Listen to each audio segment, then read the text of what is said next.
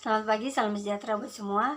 Nama saya Meliani Yunita P. Adang, NIM 17030800018, kelas B reguler sore.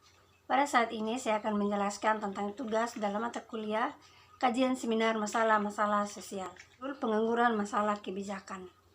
Demonstrasi praktis dari ketidakbasahan politik yang sudah lama dipegang doktrin mendorong gagasan bahwa mungkin itu tidak pernah benar, itu terus-menerus diulang tetapi tidak pernah diuji. Mengikuti baris pikir ini, mungkin lebih banyak perhatian diberikan pada pemilihan umum pada tahun 1935, di mana pemerintah nasional dikembalikan dengan mayoritas 247 kursi saat pengangguran masih di urutan 2 juta. Alternatifnya, doktrin ini bisa saja benar dalam iklim sosial, tahun-tahun rekonstruksi, dan pasca perang. Tapi secara bertahap kehilangan kekuatannya sebagai kehidupan standar meningkat dan ingatan akan depresi surut. Jika meskipun tingkat pengangguran tinggi, sebagian besar pendapatan real pria dan wanita yang tetap bekerja terlihat meningkat dengan stabil. Lagi adalah kasus di tahun 1980-an hanya bisa mempertahankan kekuatannya selama publik percaya bahwa ia masih dalam kekuasaan pemerintah untuk mempengaruhi tingkat pekerjaan dan pengangguran.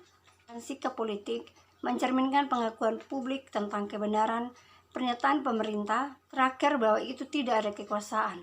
Seperti yang dikatakan oleh Nigel Lawson yang saat itu menjabat sebagai Menteri Keuangan Konferensi Partai Konservatif tahun 1984, Anda tidak akan mengurangi pengangguran dengan meningkatkan pengeluaran atau pinjaman pemerintah. Apakah ini menyeratkan bahwa prinsip manajemen permintaan diikuti oleh dari seperangkat abad oleh buruh dan pemerintah konservatif sama? Selalu salah. Jadi pekerja penuh itu terjadi bukan karena tetapi terlepas dari upaya pemerintah untuk mencapainya. Atau apa itu? Mungkin bahwa perubahan telah terjadi dalam struktur atau keadaan ekonomi sehingga kebijakan yang dulu efektif tidak lagi sesuai. Perubahan ini dalam pentingnya pemilih pengangguran dan kekuasaan pemerintah untuk melakukan apa saja itu terjadi. Jadikan ini momen yang baik untuk meninjau prospek pekerjaan dan pengangguran di Inggris di tahun-tahun mendatang. Untuk melakukan ini, kami jelas harus mempertimbangkan pernyataan ekonomi makro, moneter, dan kebijakan fiskal, karena inilah yang terus berlanjut mendapatkan perhatian paling banyak dalam diskusi publik, tapi jarangnya tidak terlempar lebih luas. Ada orang yang menunjuk keluar biasa kemajuan yang terjadi di komputer dan dalam penerapan teknologi mikroelektronika dalam semua bentuk kegiatan ekonomi dengan peralatan baru yang menghentikan pekerja, seringkali dalam jumlah yang sangat besar. Tak lama di sini tidak ada cukup pekerjaan untuk dibagikan, dan semakin banyak orang akan melakukannya harus belajar hidup tanpa pekerjaan. Pertanyaannya biasa di antara kenalan tidak diberkati dengan pelatihan formal di bidang ekonomi dengan cepat, menghasilkan daftar yang panjang dari kandidat tambahan untuk menjelaskan 3 juta pengangguran. Selain pemerintahan Partai Buruh yang terakhir dan Nyonya Tracker adalah perdagangan serikat pekerja, keuntungan pengangguran, persemakmuran baru yaitu berwarna, imigran pasar bersama, persaingan dari negara-negara berupa rendah seperti Taiwan atau Korea, persaingan dari risiko tinggi dan produktivitas negara seperti Jerman. Bagi saya hal itu mungkin membuat kebaikan titik awal untuk tidak menolak calon manapun, tetapi untuk mengambilannya pahala dan mencari dalam buku dan lebih khusus lagi dalam jurnal terbaru apa bukti para ekonom terapan telah menemukan yang mendukung berbagai atau penjelasan penyebab ketenaga kerjaan dan pengangguran muncul di daftar membuktikan lebih banyak sisi pain daripada yang saya perkirakan. Tidak lama setelah bagian selesai daripada artikel baru atau cukup sering sebuah buku muncul dengan pertanyaan serius yang sampai sekarang dipertimbangkan definitif. Saya tidak mengklaim telah melakukan survei komprehensif. Daftar dari jurnal yang belum saya konsultasikan jauh lebih panjang daripada daftar jurnal saya rekan kerja atau satu pos atau 2 orang yang saya klaim telah selama lebih dari sebagian kecil waktu terlibat dengan aslinya penelitian. Seperti yang saat ini dipahami di Departemen Ekonomi terbaik, yang berbisnis dan di tempat lain yang perlu melihat situasi dan prospek ekonomi umum. Kebijakan pemerintah diambil dari banyaknya negara, tapi jika menyangkut soal prospek fokus minat adalah Inggris, prospek Inggris tentu saja terkait erat dengan bagian dunia lainnya dan terutama dengan ekonomi masyarakat. Seperti yang akan terlihat, saya pikir ini pemerintah nasional akan terus memberikan pengaruh ekonomi yang cukup besar.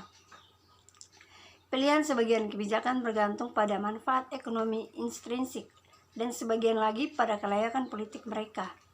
Dan ada kalanya Inggris dua pihak sistem tampaknya telah membuat kebijakan ekonomi yang masuk akal hampir mustahil.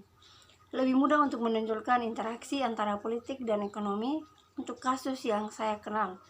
Prancis dan Jerman pembaca, jika terbukti ada akan membuat yang diperlukan penyesuaian. Mendiang David Watt pernah bertanya kepada saya di awal tahun 1970-an, kapan pengangguran relatif masih rendah? Mengapa saya masih khawatir tentang konsekuensi pengangguran dari berbagai kebijakan? Jika jaminan sosial memadai, mengapa direpotkan dengan pekerjaan seperti itu? Masih punya pekerjaan adalah dalam masyarakat yang menggunakan pembagian kerja itu hanya akses pendapatan untuk mayoritas pria dan wanita. Memadai jaminan sosial merupakan sumber alternatif, tetapi hanya sebagian. Ini memberikan sarana bagi penerima untuk meningkatkan penghasilannya. Di sisi lain, banyak sistem, termasuk yang kita miliki, mungkin termasuk perangkap kemiskinan, menolong diri sendiri yang tidak mendorong. Tidak semua pekerjaan mengizinkan peningkatan penghasilan, tetapi beberapa melakukannya. Selain itu, jaminan sosial mungkin memiliki persyaratan yang melekat. Sama seperti kaya orang tua, tidak ada jaminan penghasilan mutlak bagi anak-anak mereka. Selain pendapatan, pekerjaan memberi status. Beberapa pekerjaan memberi status lebih dari yang lain, tapi bahkan karyawan yang paling rendah pun dapat memiliki rasa berkontribusi pada kumpulan umum serta penghapusannya. Tidak semua orang memiliki keinginan untuk status atau merasa berkewajiban untuk berkontribusi, tetapi kebanyakan melakukannya. Tidak akan membuat pekerjaan ini atau itu menjadi wajib, seperti dari waktu ke waktu orang Cina melakukannya. Yang saya maksud dengan pekerjaan penuh adalah keadaan dalam tidak dapat dilakukan oleh setiap orang yang ingin bekerja. Banyak pekerjaan yang sulit dan berulang dan tidak selalu mudah untuk melihatnya dalam peran pembebas. Tapi bisa ada yang meragukan peran yang memungkinkan bekerja di luar rumah telah dimainkan selama abad ini dalam meningkatkan status dan memperluas kebebasan wanita. Seseorang yang mampu dan mau bekerja, tetapi tidak dapat mendapatkan pekerjaan, ditolak hak asasi manusia di masyarakat yang beradab jika seseorang dapat mempertimbangkan keseimbangan tujuan sosial dan politik yang berbeda. Pada skala tertentu, pencapaian lapangan kerja penuh di Inggris mungkin tidak berada di urutan teratas. Pencegahan bencana ekologis untuk planet atau penghapusan kemiskinan yang mengerikan di Afrika mungkin tampak lebih penting. Sekala itu, masalah ketenaga kerjaan Inggris mungkin tampak kecil masalah lokal. Tapi mereka tertarik justru karena pekerjaan penuh ternyata sangat sulit. 30 tahun yang lalu, kebanyakan ekonom akan melakukannya mengatakan bahwa masalah pengangguran telah diselesaikan. Tapi di depan mata kita hal itu belum terpecahkan. Mana itu bisa terjadi? Apa yang memiliki menjadi salah? Jika kita berspekulasi tentang prospek pekerjaan di masa depan, kita harus memberikan jawaban atas pertanyaan semacam itu. Sebelum kita sampai pada analisis, kita harus memahami konsep dan angka. Siapa yang bekerja, wira swasta atau menganggur, bagaimana kabarnya kategori ini didefinisikan, bagaimana definisi berubah, dan apa saja nomor yang terlibat. Bab berikutnya membahas pertanyaan-pertanyaan seperti itu, dan tak pelak menghadirkan banyak statistik yang akan membuat banyak pembaca tergoda untuk melewati. Badan utama pekerja dikelompokkan menjadi 4 bagian sebagai berikut. Pada bagian yang pertama, perubahan struktur. Bagian yang kedua, upah real, upah nominal dan pekerja. Bagian ketiga, kebijakan makroekonomi. Bagian keempat, dimensi internasional. Yang terakhir bagian pada dasarnya mendekati penentu pekerja dan pengangguran dalam istilah makroekonomi. Mereka berurusan dengan agregat konsep seperti total lapangan kerja dan pengangguran, ekspor dan impor, pendapatan dan output nasional, dan tingkat inflasi. Ini adalah pendekatan yang bisa ditemukan di buku teks dan ekspor dan impor, seolah mereka adalah total unit homogen. Sekian dari hasil presentasi saya. Terima kasih.